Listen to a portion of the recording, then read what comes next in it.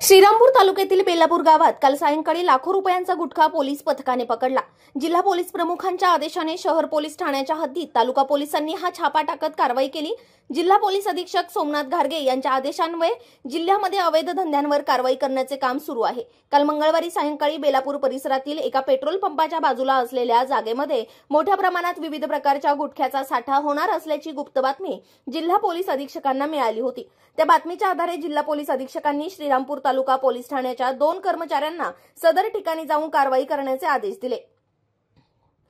त्यानुसार तालुका पोलीस ठाण्याच्या कर्मचाऱ्यांनी बेलापूर परिसरातील त्या पेट्रोल पंपाशेजारील जागेत जाऊन पाहणी केली असता लाखो रुपयांचा गुटखा त्यांना मिळून आला। या प्रकरणी बेलापूर आउटपोस्टच्या पोलिसांना माहिती देण्यात आल्यानंतर त्यांनी सदर ठिकाणी दाखल होऊन गुटखा ताब्यात घेतला।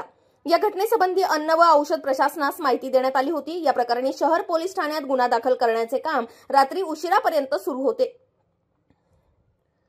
गेल्या 2 महिन्यांपूर्वी तालुक्यातील उक्कलगाव परिसरात अशाच प्रकारे गुटखा विक्रीवर कारवाई करण्यात आली होती। त्यावेळीही लाखो रुपयांचा गुटखा जप्त करण्यात आला होता।